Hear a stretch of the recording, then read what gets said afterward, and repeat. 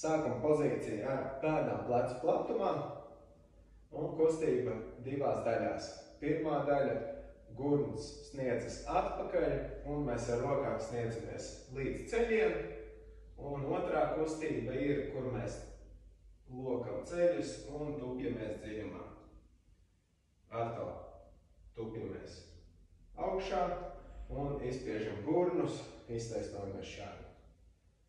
Tātad pirmā kustība – gurns atpakaļ, aizsniedzam ceļus, un otrā kustība – tupjamies dziļumā, ceļamies, iztaisnojamies.